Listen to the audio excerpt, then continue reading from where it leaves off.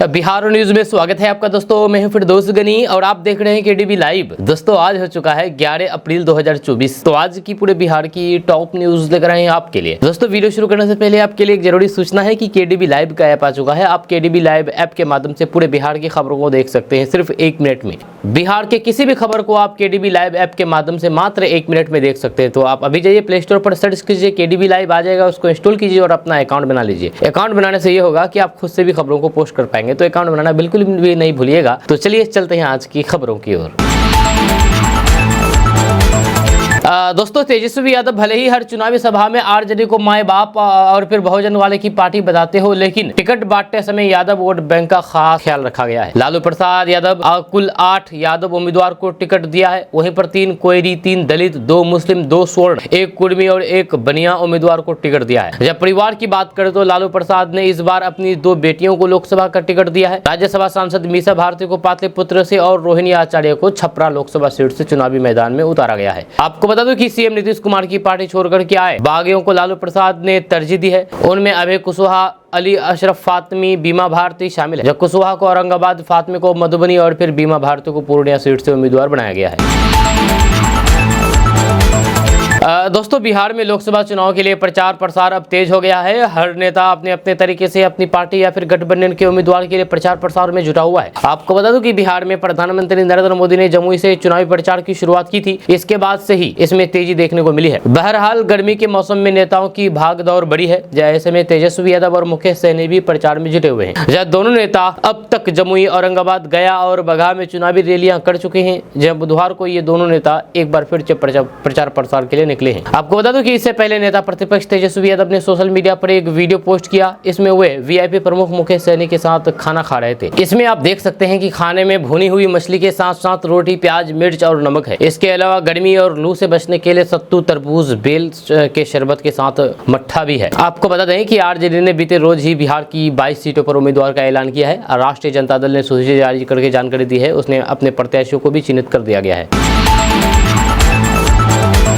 दोस्तों जेडीयू प्रदेश अध्यक्ष उमेश कुशवाहा ने मंगलवार को कहा कि लालू परिवार ने सत्ता को अवैध धनोपार्जन का जरिया समझा है। जब भी उन्हें मौका मिला तो फिर गरीबों के खून पसीने की कमाई को लूटने का काम किया है। जेडीयू प्रदेश अध्यक्ष ने कहा कि तेजस्वी यादव आज पूरे प्रदेश में घूम घूम करके नीतीश कुमार द्वारा किए गए कार्यों को अपना काम बता करके झूठा श्रेय लेने की कोशिश कर रहे हैं। तेजस्वी यादव जनता में भ्रम फैलाने की कोशिश न करें। उन्होंने कहा कि लालू प्रसाद जब बिहार में मुख्यमंत्री बने तो उन्होंने चारा घोटाले को अंजाम दिया। जब यूपीए की केंद्र सरकार में रेल मंत्री बने तो फिर रेलवे में नौकरी के बदले जमीन का घोटाला किया। जब गरीबों के नाम पर सत्ता हासिल करके उन्होंने सिर्फ अपनी गरीबी दूर की। या अपने बेटे बेटियों के लिए अकुत संपत्ति बनाई। रेलवे में ग्रुप डी की नौकरी के बदले गरीबों की जमीन हथियाने वाले लोग कभी भी युवाओं की हिमायत नहीं कर सकते हैं।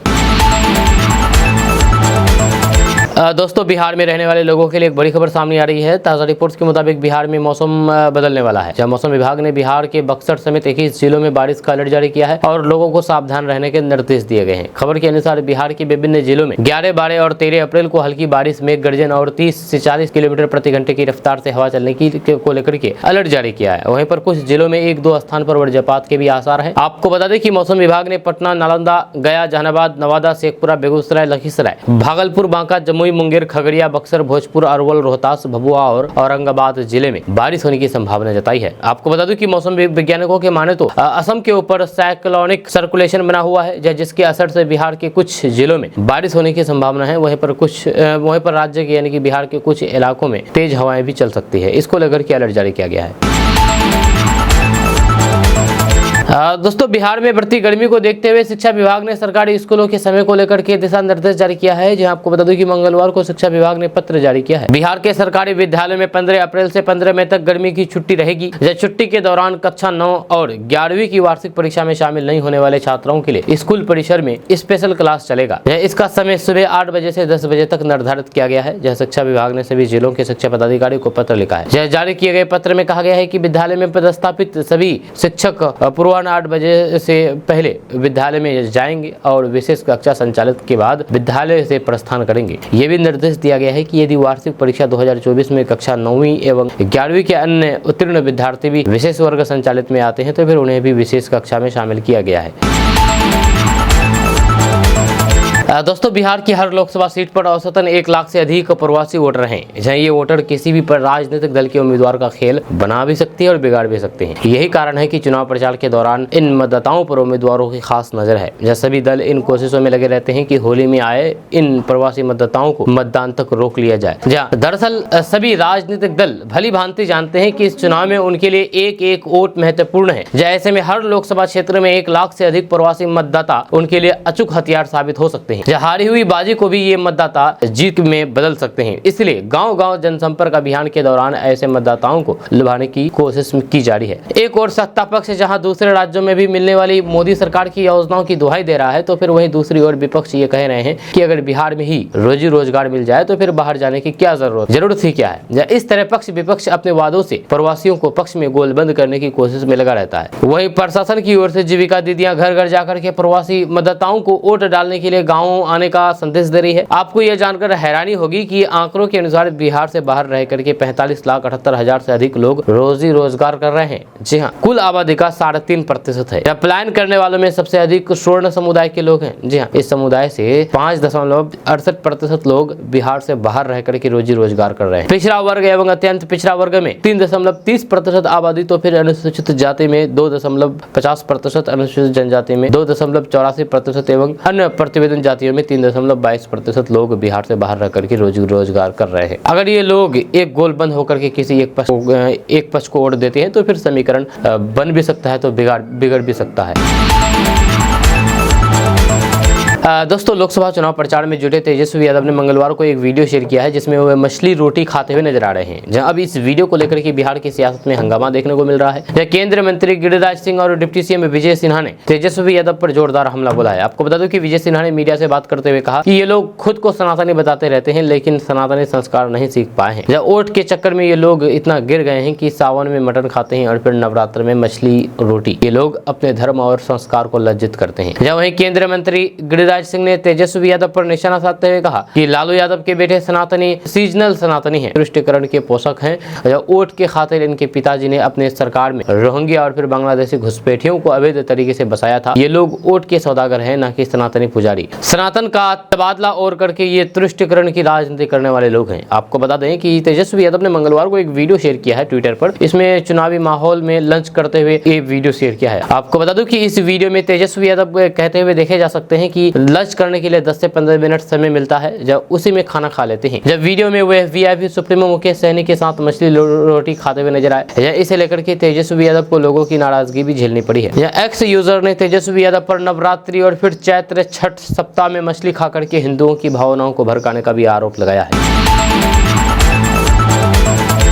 दोस्तों बिहार में इंटर की पढ़ाई करने के बाद नौकरी की तलाश कर रहे बेरोजगार लोगों को सरकार के द्वारा 1000 बेरोजगारी भत्ता दिया जाता है। ये बहुत पहले से ही ये योजना बिहार सरकार द्वारा लागू किया गया है और इसका लाभ बहुत पहले से बहुत सारे स्टूडेंट उठा भी चुके हैं, अभी उठा भी रहे हैं। लेकिन अभी भी ऐसे स्टूडेंट है जो जिसको इसके बारे में नहीं पता है, क्योंकि अभी हाल फिलहाल ही इंटर का एग्जाम हुआ है और इन स्टूडेंट को ये पता होना चाहिए कि बिहार सरकार के द्वारा इंटर बाद उन्हें क्या क्या सुविधाएं मिलती है। इसलिए आपको इस खबर को बता रहे हैं। आपको बता दें कि इसका लाभ लेने के लिए बिहार के अस्थायी निवासी ऑनलाइन के माध्यम से आवेदन कर सकते हैं। यह खबर के अनुसार बिहार स्वयं सहायता भत्ता योजना के तहत 2 साल तक हर महीने 1000 रुपए का बेरोजगारी भत्ता दिया जाता है। आपको बता दें कि बिहार सरकार इंटर पास बेरोजगार स्टूडेंट को देश भर में रोजगार करने के लिए ये भत्ता प्रदान करती है। जब वैसे छात्र छात्राएं जो बिहार के अस्थायी निवासी है और फिर 12वीं के बाद की पढ़ाई छोड़ चुके हैं और फिर जिनकी उम्र 20 से 25 साल के बीच है, वे इसके लिए ऑनलाइन के द्वारा आवेदन कर सकते हैं। या आवेदन के कुछ दिनों के बाद इन्हें हर महीने 1000 का स्वयं सहायता भत्ता दिया जाएगा। आपको बता दूं कि बिहार स्वयं सहायता भत्ता योजना का लाभ लेने के लिए आप आधिकारिक वेबसाइट www.satnischay-uamission.bihar.gov.in/ पर जाकर के ऑनलाइन के द्वारा आवेदन की प्रक्रिया को पूरा कर सकते हैं। दोस्तों लालू यादव भ्रष्ट हैं। वे अब केवल अपने परिवार के लिए ही सोचते हैं और जीते हैं। बिहार के लोग उनसे प्रभावित नहीं होते हैं। ये कहना मेरा नहीं है, बल्कि ये कहना है डिप्टी सीएम सम्राट चौधरी का। जहां आपको बता दूं कि डिप्टी सीएम सम्राट चौधरी ने ये हमला बोला है। आपको बता दूं कि बिहार के उप मुख्यमंत्री सम्राट चौधरी ने मंगलवार को आरजेडी प्रमुख लालू प्रसाद यादव पर तीखा हमला बोलते हुए कहा है कि लालू प्रसाद यादव एक भ्रष्ट नेता है जो केवल अपने परिवार के लिए ही जीते हैं। भाजपा नेता सम्राट चौधरी ने एएनआई से बात करते हुए कहा कि लालू प्रसाद यादव अब जो कहते हैं वे करते हैं। लोग उससे नहीं प्रभावित नहीं होते हैं। जब वह सांप्रदायिक कलह फैलाने की कोशिश करते हैं, जब वह उनकी पुरानी आदत है, वे ऐसा करते रहते हैं। उन्होंने आगे कहा कि बिहार के लोग काफी लंबे समय से जानते हैं कि वे भ्रष्ट हैं और केवल अपने परिवार के लिए जीते हैं। वे कभी भी अपने परिवार के बाहर किसी के लिए काम नहीं कर सकते हैं। इसी बीच 8 जिले ने बुधवार को आगामी लोकसभा चुनाव के लिए अपने उम्मीदवारों की पहली सूची भी जारी कर दी है। लालू प्रसाद यादव की बेटी मीसा भारती को भी इस बार टिकट दिया गया है। वहीं पर रोहिणी आचार्य को भी सारण सीट से लोकसभा चुनाव के लिए टिकट दिया गया है, जहां उनका मुकाबला मौजूदा सांसद राजीव प्रताप रूडी से होगा। आपको बता दें कि पार्टी ने पाटलिपुत्र सीट से लालू प्रसाद ने अपनी बड़ी बेटी मीसा भारती को भी चुनावी मैदान में उतारा है। वहीं पर जयप्रकाश यादव बांका से और फिर विजय कुमार शुक्ला वैशाली से चुनाव लड़ेंगे। आपको बता दें कि इससे पहले 2 अप्रैल को सम्राट चौधरी ने यह पूछा था कि क्या लालू जानते हैं कि नीति क्या होती है। इसके साथ सम्राट चौधरी ने उन्हें एक भी नीति का नाम बताने की चुनौती दी थी, जिसे उन्होंने स्वीकार किया था और फिर वर्तमान में मुख्यमंत्री नीतीश कुमार ने बंद भी कर दिया था। दोस्तों, कुछ दिनों पहले जेल से बाहर निकले मशहूर यूट्यूबर मनीष कश्यप पश्चिमी चंपारण लोकसभा क्षेत्र से निर्दलीय प्रत्याशी के रूप में चुनावी मैदान में उतर गए हैं। मनीष कश्यप लगातार क्षेत्र भ्रमण करके लोगों से समर्थन मांग रहे हैं। इस बीच मनीष कश्यप का एक वीडियो सामने आया है, जिसमें क्षेत्र भ्रमण करने के दौरान लोग, खास करके महिलाएं, मनीष कश्यप को दूध से नहला रही है। जी हाँ, आपको बता दूं कि महिलाओं का तर्क है कि मनीष कश्यप दूध की फर्ज को अदा करेंगे। आपको बता दें कि दूध से स्नान करने का मनीष कश्यप का ये वीडियो सोशल मीडिया पर तेजी के साथ वायरल हो रहा है। जेल से रिहा होने के बाद मनीष कश्यप लगातार चंपारण के गांव में घूम करके लोगों से जनसंपर्क की अपील कर रहे हैं और वोट देने की अपील कर रहे हैं। साथ ही साथ नए बिहार बनाने के लिए भी चुनावी मैदान में उतरने का दावा भी कर रहे हैं। यह पूर्वी चंपारण जिला के बंजरिया प्रखंड के रतनपुर गांव में जब मनीष कश्यप पहुंचे तो फिर महिलाओं ने गांव से दूध इकट्ठा किया और उन्हें दूध से स्नान कराया। ये वीडियो सोशल मीडिया पर तेजी के साथ वायरल हो रहा है। आपको बता दो कि रतनपुर गाँव में दर्जनों महिलाओं ने मनीष कश्यप से दूध का फर्ज अदा करने की शपथ भी दिलाई है। जहाँ ऐसे ही कई तस्वीरें मनीष कश्यप के क्षेत्र भ्रमण करने के दौरान सामने आ रही है। मनीष कश्यप इस बार के चुनाव में निर्दलीय प्रत्याशी के रूप में नामांकन करेंगे। आपको बता दें कि जेल से रिहा होने के बाद मनीष कश्यप लगातार बिहार को बदलने की बात करते हैं। मनीष कश्यप ने पश्चिमी चंपारण लोकसभा सीट से निर्दलीय प्रत्याशी के तौर पर नामांकन का पर्चा भरने का ऐलान किया है और उन्होंने कहा है कि उनकी लड़ाई जनता लड़ेगी। मनीष कश्यप लगातार क्षेत्र में घूम करके जनसभाएं भी कर रहे हैं, जिसमें वो अच्छी खासी भीड़ भी दिख रही है। दोस्तों, ऐतिहासिक रूप से सीवान सीट की पहचान देश के सबसे पहले राष्ट्रपति राजेंद्र प्रसाद, मौलाना मजरूल हक और डॉक्टर सैयद मोहम्मद जैसे स्वतंत्रता सेनानियों की जन्म धरती के रूप में जानी जाती है और ये धरती रही है। लेकिन आधुनिक समय में ये पहचान बदल गया जब बीते करीब 3 दशक से सीवान की राजनीति और फिर सामाजिक परिवेश में एक नाम बहुत चर्चा है, वह है पूर्व सांसद दिवंगत मोहम्मद शहाबुद्दीन का। जब वे बीते करीब 3 दशक से सीवान और बिहार की राजनीति के केंद्र में रहे हैं। जब मई 2021 में कोरोना के कारण उनके निधन के बाद बीते 3 दशकों में पहली बार उनके बिना इस बार सीवान में संसदीय चुनाव हो रहा है। आपको बता दें कि सीवान की जनता उनको साहेब के नाम से जानती रही है। 2021 में निधन से पहले वे लंबे समय तक जेल में रहे, लेकिन जेल में रहते हुए भी वे सीवान की राजनीति को प्रभावित करते रहे। उनकी छवि एक बाहुबली सांसद रही है, जहाँ उन पर कई संगीन आपराधिक मुकदमे दर्ज थे। जब सीवान और फिर बिहार के राजनीति में उनके प्रभाव की बात किसी से छुपी हुई नहीं है। राजद के एक सबसे प्रभावी और फिर बाहुबली नेता रहे शहाबुद्दीन संसदीय क्षेत्र से, सीवान संसदीय क्षेत्र से 4 बार सांसद रहे। वे 1996 से 2004 तक लगातार पार्टी का परचम बुलंद करते रहे। वे आरजेडी सुप्रीमो लालू प्रसाद यादव के बेहद करीबी माने जाते थे। जहाँ कोरोना काल में उनके निधन के बाद भी सीवान की फिजा में उनके नाम पर राजनीति होती रही है। जहाँ कोई उनके द्वारा किए गए विकास पर तो कोई उनके अपराध पर राजनीति करता है। जब विपक्ष की जुबान पर शहाबुद्दीन का नाम आज भी हर समय रहता है। आपको बता दो कि सीवान जिले में विधानसभा की कुल 8 और फिर लोकसभा की 2 सीटें हैं, जैसे सीवान और महाराजगंज में सीवान की 2 और सारण की 4 विधानसभा शामिल है। इन 8 विधानसभाओं में 2 पर भाजपा, 2 पर भाकपा माले, 1 पर कांग्रेस और 3 पर राजद के उम्मीदवार विजय हुए थे।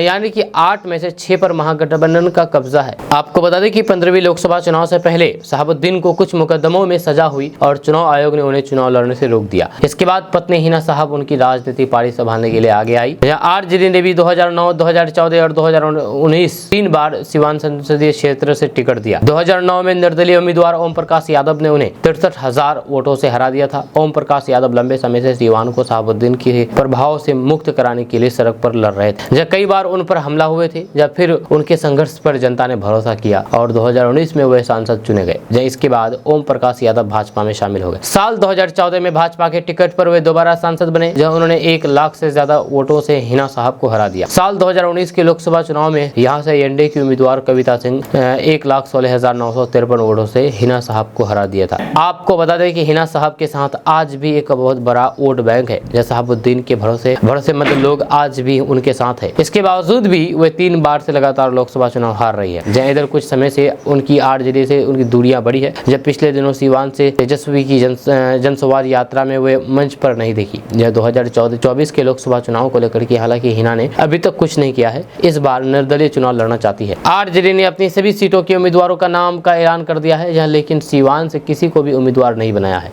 रिपोर्ट्स के मुताबिक सीवान में करीब 3 लाख मुस्लिम, 2.5 लाख यादव, 1,25,000 कुशवाहा और 80,000 के आसपास सहनी मतदाता है। इसके अलावा अगड़ी जाति के करीब 4 लाख और 2.5 लाख ईबीसी मतदाता है। दोस्तों, बिहार के उप मुख्यमंत्री सम्राट चौधरी एक बार फिर से आग बबूला हो गए। इस बार वे माफियाओं और फिर जमीन हड़पने वालों को कड़ी चेतावनी दे डाली है। सम्राट चौधरी ने बालू माफियाओं को अमित शाह की भाषा में जवाब दिया है। आपको बता दें कि सम्राट चौधरी ने कहा कि गांव में बालू और जमीन हड़पने वालों का इलाज होगा। उन्होंने कहा है कि कई लोग गरीब की जमीन हड़पने का काम कर रहे हैं, इन सारे लोगों का इलाज होगा। सम्राट चौधरी ने कहा कि राजनीति छोड़ना पसंद करूंगा, लेकिन बिहार से माफियाओं को पूर्ण रूप से समाप्त करके ही मानूंगा। आपको बता दें कि सम्राट चौधरी ने कहा है कि बिहार में माफियाओं की गुंडागर्दी नहीं चलेगी। बिहार में माफियाओं को या तो जेल जाना होगा या फिर बिहार छोड़ करके जाना होगा। आपको बता दें कि सम्राट चौधरी ने कहा है कि लालू जी के परिवार का मतलब है गुंडा स्थापित करना, गुंडा राज स्थापित करना, कानून तोड़ना और भ्रष्टाचार स्थापित करना।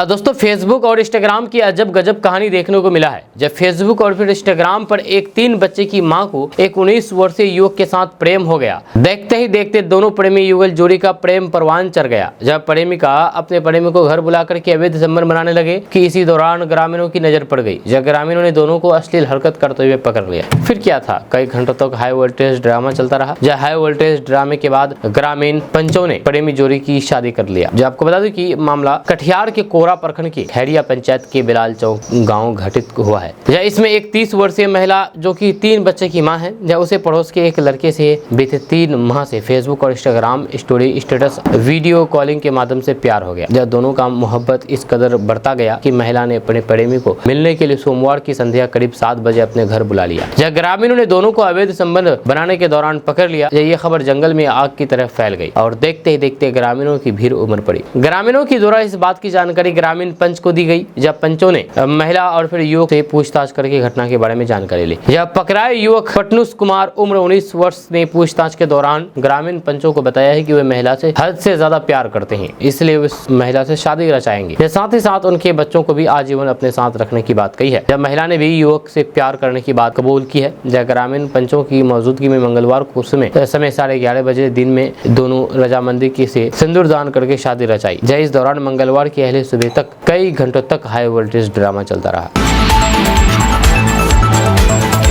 दोस्तों, खबर पूर्णिया से सामने आई है। आपको बता दूं कि बिहार की पूर्णिया लोकसभा सीट से पूर्व सांसद पप्पू यादव ने निर्दलीय उम्मीदवार के तौर पर अपना नामांकन कर दिया है। जब बिहार में विपक्षी दलों के बीच सीटों के बंटवारे के बाद से ये सीट सुर्खियों में बनी हुई है। विपक्षी गठबंधन में सीटों की साझेदारी में ये सीट राष्ट्रीय जनता दल यानी कि आरजेडी के खाते में गई है। हालांकि इस सीट के लिए पप्पू यादव लंबे समय से चुनावी तैयारी में लगे हुए थे। हाल ही में उन्होंने अपनी जन अधिकार पार्टी का विलय कांग्रेस में कर दिया था। नामांकन के दिन पप्पू यादव ने पूर्णिया की सड़कों पर अपने समर्थकों के साथ निकले, जहाँ इसे उनके शक्ति प्रदर्शन के तौर पर भी देखा जा रहा है। पप्पू यादव के समर्थकों में के हाथ में कांग्रेस का झंडा भी मौजूद था। आपको बता दूं कि इससे पहले बुधवार को आरजेडी के उम्मीदवार बीमा भारती ने भी अपना नामांकन किया था। माना जाता है कि इस बार पूर्णिया के लोकसभा चुनाव में 3 उम्मीदवारों के बीच वोटों का बड़ा हिस्सा बढ़ सकता है। इसमें तीसरे उम्मीदवार है जनता दल यूनाइटेड के संतोष कुशवाहा। संतोष कुशवाहा फिलहाल पूर्णिया के सांसद हैं। आपको बता दूं कि पप्पू यादव कई महीनों से विपक्षी दलों को मनाने में लगे थे कि पूर्णिया की सीट पर विपक्ष उनका साथ दें। इस सीट पर अपने उम्मीदवारों के लिए वे लालू प्रसाद यादव को मनाने की कोशिश भी लगे थे, लेकिन अब उनकी नाराजगी बाहर आने लगी है। जब पप्पू यादव ने आरोप लगाया है कि लालू प्रसाद यादव बेगूसराय सीट छीन ली, कन्हैया वहां से नहीं लड़ रहा है, निखिल बाबू औरंगाबाद से नहीं लड़ रहे हैं, या आपने वो भी छीन ली। सुपौल से कभी आरजेडी नहीं जीती, वे भी कांग्रेस की सीट रही है, जब वो भी छीन ली है, जब पूर्णिया भी छीन ली है। आपको बता दो कि बीमा भारती कुछ ही दिन पहले ही जदयू को छोड़कर के आरजेडी में शामिल हुई। पप्पू यादव की तमाम कोशिशों के बाद भी लालू प्रसाद यादव ने इस सीट पर बीमा भारती को आरजेडी का उम्मीदवार बना दिया। साल 2020 के बिहार विधानसभा चुनाव में बीमा भारती पूर्णिया की रुपौली विधानसभा सीट से जेडीयू की टिकट पर चुनाव जीत करके विधायक बनी थी। जब बीमा भारती ने साल 2000 में निर्दलीय प्रत्याशी के तौर पर रुपौली विधानसभा सीट से चुनाव जीता था। यहाँ इसके बाद साल 2005 में आरजेडी के टिकट पर इसी सीट से विधायक बनी थी। बीमा भारती बिहार के पिछले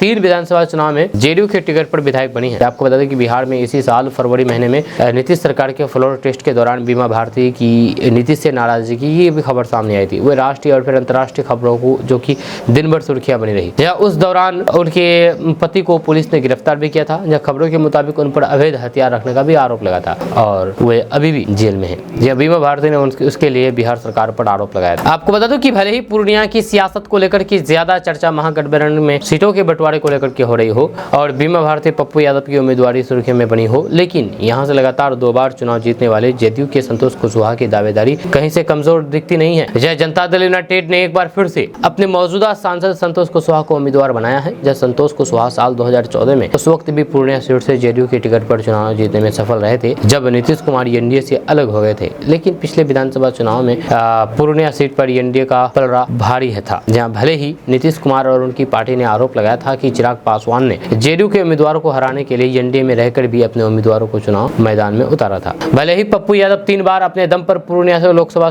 चुनाव और फिर 1 बार विधानसभा चुनाव जीत चुके हैं, लेकिन हालिया चुनाव आंकड़े उसके साथ नहीं दिखते। जी आंकड़े बताते हैं कि पिछले विधानसभा चुनाव में पूर्णिया का बेटा होने का दावा करने वाले पप्पू यादव की उस वक्त की पार्टी जेएपी को भी कोई सफलता नहीं मिली थी। जन अधिकार पार्टी को भी कोई सफलता नहीं मिली थी। तो फिर क्या इस बार के लोकसभा चुनाव में लालू प्रसाद ने अपने नई रणनीति के तहत बीमा भारती को टिकट दिया है तो पप्पू यादव जीत पाएंगे? ऐसा उम्मीद नहीं दिख रही है।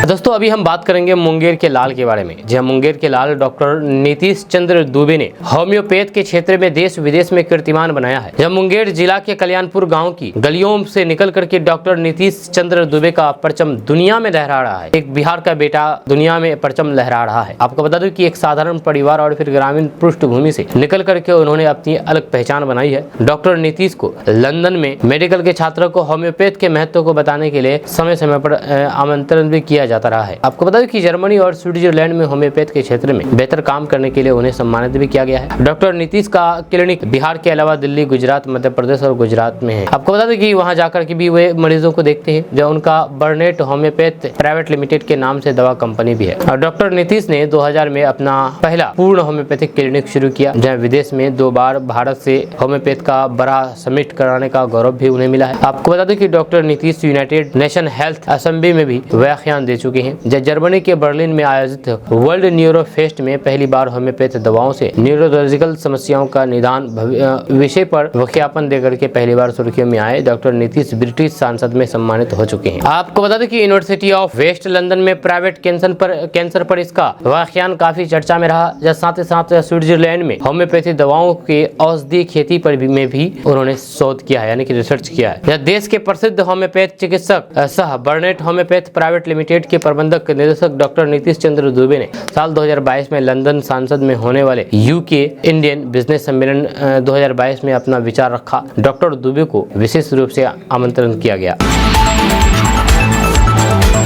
दोस्तों बिहार में स्वास्थ्य में सुधार के लाख दावे बिहार सरकार कर ले, लेकिन जमीनी हकीकत कुछ अलग ही कहानी दिख रही है। ताजा मामला बिहार के रोहतास जिले के करगहर सामुदायिक स्वास्थ्य केंद्र का है, जहां पर मानवता को शर्मसार कर देने वाली घटना सामने आई है। एक प्रस्तुता को हीमोग्लोबिन की कमी होने के कारण डॉक्टर ने सदर अस्पताल रेफर कर दिया और अस्पताल के से बाहर निकाल दिया। इसके बाद महिला अस्पताल के बाहर एक पेड़ के नीचे चली गई, जहाँ उसका प्रसव हो गया। जब प्रसव के दौरान बच्चे की मौत हो गई। जब बताया जाता है कि सिरसिया गाँव की एक दलित महिला प्रसव के दौरान करगहर की सामुदायिक स्वास्थ्य केंद्र पहुंची थी, लेकिन शरीर में हीमोग्लोबिन की कमी के कारण अस्पताल की डॉक्टरों ने उसे सासाराम सदर अस्पताल रेफर कर दिया। लेकिन वे सदर अस्पताल ना जाकर के वे पेड़ के नीचे बैठ गई। महिला के पति का कहना है कि वे पैसे लाने गांव गया था, जब उसी दौरान अस्पताल प्रशासन द्वारा उसकी पत्नी को बाहर निकाल दिया गया, जहाँ पेड़ के नीचे ही महिला का प्रसव हो गया। इलाज के अभाव में बच्चे की जान चली गई। बच्चे की जान जाने के बाद पति अपनी पत्नी एवं मृत बच्चे को ठेले पर उठा करके अपने घर ले चले गए।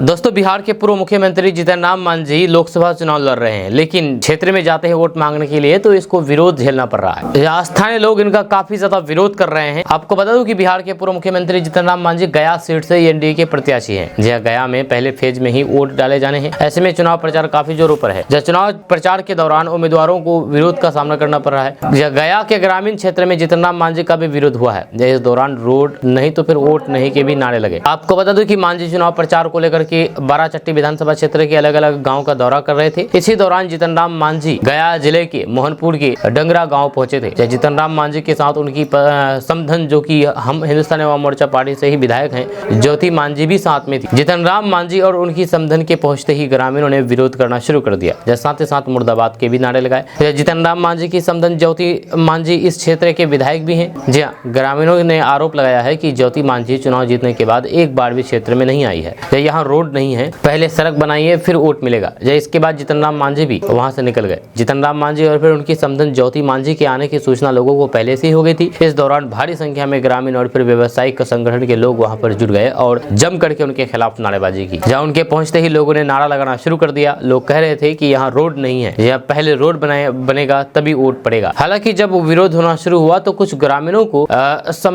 समझाना शुरू कर दिया गया, लेकिन कोई भी सुनने को तैयार नहीं था। जिसके बाद दोनों वहां से निकल गए।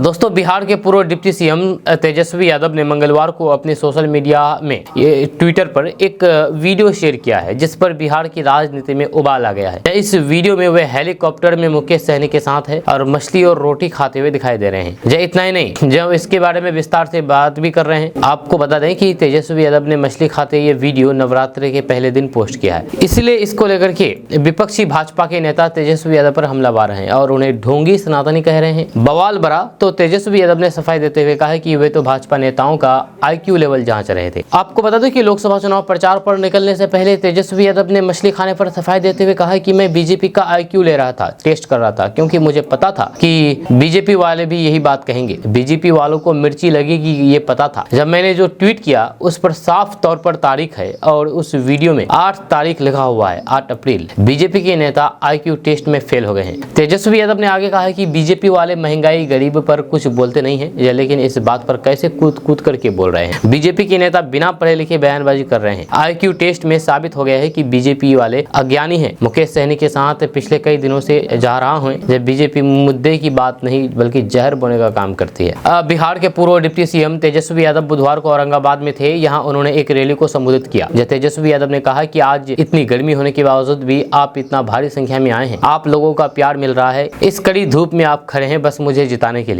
आज आप लोगों से अपील करने आया हूं और साथ में लालू जी का संदेश भी लेकर आया हूं। यहाँ से 2 उम्मीदवार खड़े हैं, बताइए दोनों सीट पर हम जीतेंगे या नहीं। तेजस्वी यादव ने कहा कि भाजपा के जो प्रत्याशी हैं वो लगातार यहाँ से जीतते रहे हैं, लेकिन आपके विकास के लिए कुछ नहीं किया है, लेकिन फिर भी वे जीत रहे हैं। इस बार औरंगाबाद की जनता ने ठाना है बदलाव लेकर के आएंगे। आप सब लोगों के बीच नेता बन करके नहीं बल्कि बेटा बन करके जाएंगे। हम सभी वर्गों को सम्मान देना चाहते हैं, मेरा साथ दीजिए, मेरे पर विश्वास रखिए। रानी जी का रथ लालू जी ने रोका, बीजेपी को बिहार में हम रोकेंगे। बिहार में भी सरकार बनाएंगे, जब भारत में भी सरकार बनाएंगे। एक एक वोट लालटेन को दीजिए।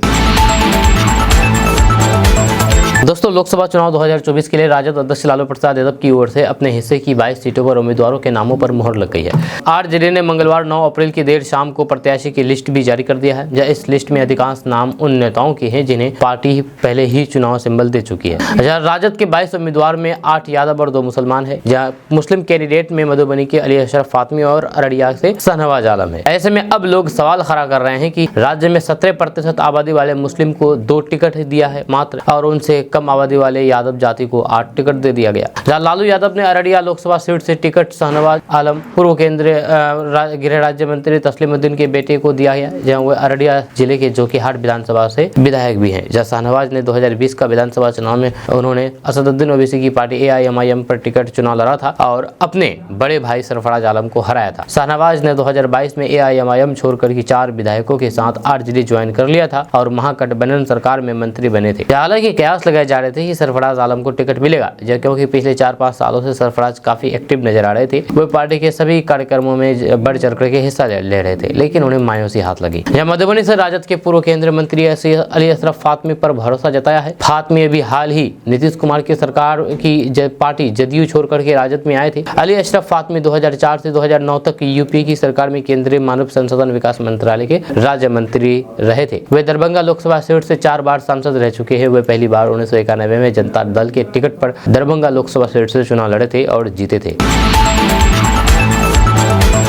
दोस्तों, सोशल मीडिया पर एक से एक टैलेंटेड लोग देखने को मिल जाते हैं, जहां उनका अद्भुत हुनर देख करके आंखों पर यकीन करना मुश्किल हो जाता है। कभी कोई कम खर्चे में कार तो कभी बाइक बना करके सुर्खियां बटोरने लगता है। इनके हुनर को देख करके फेमस लोग भी चौंक जाते हैं और उनकी तारीफ किए बिना नहीं रह पाते हैं। अभी इसी तरह एक वीडियो सोशल मीडिया पर वायरल हो रहा है, जो बिहार के मुजफ्फरपुर के रहने वाले लड़के से जुड़ा है। जहाँ उसने एक अद्भुत प्लेन का न सिर्फ निर्माण किया है, बल्कि उसे उड़ा करके भी दिखा दिया है। जहाँ लड़के का ये वीडियो हर तरफ छाया हुआ है। आपको बता दूं कि वायरल हो रहे हैं इस वीडियो में आप देख सकते हैं कि किस तरह 2 लड़के बाइक पर एक छोटे से प्लेन को लेकर के खुली जगह पर निकलते हैं। उनके हाथों में प्लेन देख करके गांव के सभी लोगों की निगाहें उन पर टिकी हुई रहती है। कुछ बच्चे भी दिखाई दे रहे हैं जो काफी एक्साइटेड हैं। जब बाइक पर सवार दोनों लड़के खुली जगह में प्लेन लेकर जाते हैं और आसमान में उड़ान भरते हैं, उड़ा देते हैं। देखते देखते प्लेन इतनी ऊंचाई पर उड़ने लगता है जिसे देखकर किसी को भी यकीन नहीं होता है।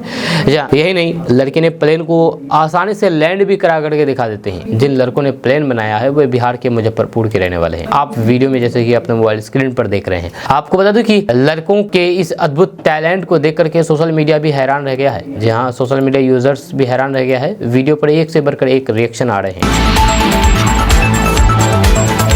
जनसुराज पदयात्रा के सूत्रधार प्रशांत किशोर ने कहा कि अभी सरकार को बदले 1.5 से 2 ही महीने हुए हैं और आप देख रहे होंगे कि बिहार से दिल्ली तक नेताओं में छटपटाहट होने लगी है। ऐसा इसलिए हो पा रहा है क्योंकि बिहार में जमीन में लोगों को जनसुराज की ताकत दिख रही है। प्रशांत किशोर ने कहा कि मुझे अगर कोई धंधेबाज कह रहा है तो फिर मैं बस इतना ही कहना चाहूंगा कि हाँ, मैं इस बार बिहार के लोगों और फिर बिहार को सुधारने के लिए काम ले लिया है। हम बिहार की जनता का इस बार ठेका लेकर के आए हैं ताकि जनता के लिए काम कर सके। अभी तर्कस में कई तीर बाकी है। बिहार के कई लोग कह रहे हैं कि पदयात्रा हो गई है क्या, अब क्या करेंगे? तो फिर मैं उनको बतला दूं कि अभी इससे बड़ा बुलेट दागनी बाकी है। एक ही समीकरण होगा, वो होगा जनबल। जनसुराज पदयात्रा के सूत्रधार प्रशांत किशोर ने कहा कि जब हम पदयात्रा में आए थे तो फिर 100 से 50 लोगों के साथ आए थे, मगर आज हजारों से भी ज्यादा लोग जनसुराज के साथ जुड़ गए हैं। जब बिहार के अन्य पार्टियों को समीकरण बनाने दीजिए, या कोई MY समीकरण बना रहा है तो कोई PY बना रहा है, या कोई A to Z बना रहा है, आप देखेगा एक ही समीकरण होगा, वह होगा जनबल का समीकरण। देश में जनबल के आगे कोई समीकरण नहीं है। दोस्तों, देश भर में आज 10 अप्रैल को पेट्रोल और डीजल की नई कीमतें जारी कर दी गई है। जहां सरकारी तेल कंपनियों की ओर से आज सुबह 6 बजे देश भर में पेट्रोल डीजल के रेट अपडेट किए जाते हैं। जहां हर दिन 6 बजे से पेट्रोल डीजल के रेट अपडेट किए जाते हैं। आपको बता दें कि आज भी 6 बजे ही पेट्रोल डीजल के रेट अपडेट किए गए हैं, जिसके मुताबिक आज राष्ट्रीय स्तर पर तेल की कीमतों में कोई भी बदलाव नहीं हुआ है। वहीं राज्य स्तर पर बात करें तो फिर आज देश के राज्यों में पेट्रोल डीजल सस्ता भी हुआ है। कई राज्यों में पेट्रोल डीजल के दाम स्थिर है, जबकि कुछ राज्यों में पेट्रोल डीजल के भाव बढ़े हैं। ऐसे में आप तेल भरवाने से पहले पेट्रोल डीजल के लेटेस्ट रेट जरूर चेक कर लें। दोस्तों, बिहार के कृषि विभाग ने कहा कि बिहार में मूल रूप से 12 किस्मों के आम की उपज होती है। इसमें कुछ आम तो अलग अलग जिलों की पहचान बन चुके हैं। जैसे लीची की उपज होती है तो फिर लगभग पूरे उत्तर बिहार में है, लेकिन मुजफ्फरपुर की पहचान यहाँ की शाही लीची से है। इसी तरीके से बिहार के 5 प्रमुख किस्म के आम के बारे में जानिए, जो बिहार की 5 जिलों को पहचान दिलाते हैं। तो सबसे पहले बात करते हैं जर्दालू आम। आपको बता दूं कि बिहार के भागलपुर जिले का प्रसिद्ध जर्दालू आम अपनी अनोखी खुशबू के कारण देश ही नहीं बल्कि दुनिया भर में प्रसिद्ध है। जहाँ आम की इस किस्म को हल्के पीले छिलके और फिर मिठास के लिए जाना जाता है। पकने पर इसके पीला होने की वजह से ही इस आम का नाम जर्दालू पड़ा है। ऐसा कहा जाता है कि इस आम को सबसे पहले खड़गपुर के महाराजा रहमत अली खान ने भागलपुर क्षेत्र में ला करके लगाया था। साल 2018 में भागलपुर के जर्दालू को भौगोलिक सांकेतिक GI टैग प्रदान किया गया। भागलपुर जिले के सुल्तानगंज, नवगछिया सहित इसके आसपास के क्षेत्रों में इस आम के बगीचे बड़े पैमाने पर है। इसकी गुठली का काफी पतली होती है और गुद्दे में रेशा ना के बराबर होता है। जहाँ पश्चिमी चंपारण के इलाके में होने वाला जर्दालू आम कमोबेश जर्दालू की तरह होता है। इसका नाम जर्दा भी पकने पर होने वाले पीले रंग की वजह से ही पड़ा है। आपको बता दें कि सीतामढ़ी और फिर आसपास के क्षेत्र की बम्बैया आम पूरे देश में प्रसिद्ध है। जब बड़े पैमाने पर इसे देश के अलग अलग हिस्सों में भेजा जाता है। लंगड़ा या फिर मालदा के मुकाबले ये जल्दी पकने वाली किस्म है। आमतौर पर जून महीने में ये पकने लगती है। जब बम्बैया के पकने पर डंडल के निकट का रंग थोड़ा पीला पड़ जाता है, जब वहीं पर आम का बाकी भाग हरा ही रहता है। इस किस्म के आम की उपज अधिक होती है। हालांकि इसके फल का आकार में मध्यम साइज का होता है, जहाँ इसके गुदा भी बिना रेशे का होता है। ये मध्यम मिठास वाला आम होता है, या इसकी सुगंध जरूर तीव्र होती है। उसके बाद बात करते हैं सुपौल के गुलाब खास आम के बारे में। तो इसके नाम से ही पहले से ही खास जुड़ा हुआ होता है, तो इससे ही आप आम के स्वाद का अंदाजा भी लगा सकते हैं। ये बिहार में होने वाले आम के प्रमुख किस्मों से एक है। यह खास करके सुपौल और आसपास के इलाकों में ये फल खूब होता है। इसके छिलके के एक दो हिस्से पर हल्की गुलाबी और फिर आभा होती है। यही वजह है कि इसका नाम गुलाब खास होता है। इसका फल आकार में जरूर छोटा होता है, जहाँ उस अनुपात में इसकी गुठली भी छोटी होती है। ये आम भी अपने सुगंध के लिए जानी जाती है। पूरी तरीके से पकने पर यह खाने में बेहद ही मीठी लगती है। उसके बाद बात करते हैं बक्सर में मिलने वाले चौसा आम के बारे में। तो इस आम के नाम से जानने की कहानी बेहद ही दिलचस्प है। दरअसल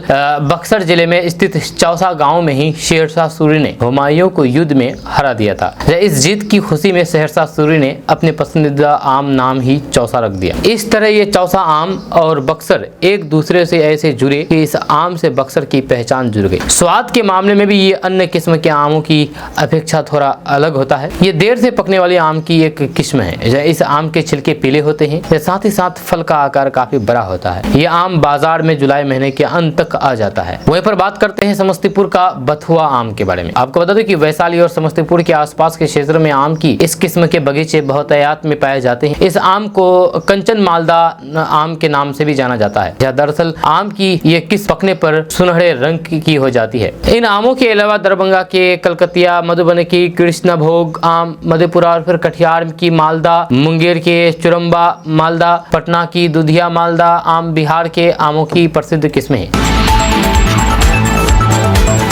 दोस्तों अब शहर की तरह ग्रामीणों को भी बेहतर बिजली मिलेगी, इसलिए कि 81 करोड़ रुपए से भी अधिक के रुपए से ग्रामीण इलाकों में बिजली सुधार का काम होगा। आपको बता दें कि बिजली आपूर्ति की सुधार कार्य की बनी योजना को south Bihar power distribution company limited ने मंजूरी दे दी है। यह काम एजेंसी के माध्यम से जल्द ही शुरू कर दिया जाएगा और 8 महीने में पूरा होना है। इसके बाद ग्रामीण इलाकों के लोगों को भी शहर की तरह ही बेहतर बिजली मिलने लगेगी। यह बिजली आपूर्ति के मामले में ग्रामीण इलाका सालों से अपेक्षित रहा है। फ्रेंचाइजी कंपनी के कार्यकाल में भी सिर्फ प्लान बनकर के रह गया था, लेकिन उस समय पर काम नहीं हो सका। अब बिजली सुधार की दिशा में पहल तेज कर दी गई है। विभागीय अधिकारियों के अनुसार ग्रामीण क्षेत्रों में बिजली आपूर्ति व्यवस्था में सुधार कार्य के लिए SBPDCL ने निविदा जारी की है। यह जल्द ही एजेंसी का चयन करके कार्य शुरू कर दिया जाएगा। अब आप सोच रहे होंगे कि आखिर सुधार क्या होगा इस, तो आपको बता दें कि 11,000 वोल्ट के लाइन के फीडर का निर्माण, मौजूदा फीडर से 11 kV लाइन का विस्तार, डिस्ट्रीब्यूशन ट्रांसफार्मर को लगाने का काम, खुले तारों की जगह AB केबल के साथ LT लाइन का निर्माण, MKVSY 2 के तहत नए कृषि कनेक्शन देने का काम किया जाएगा।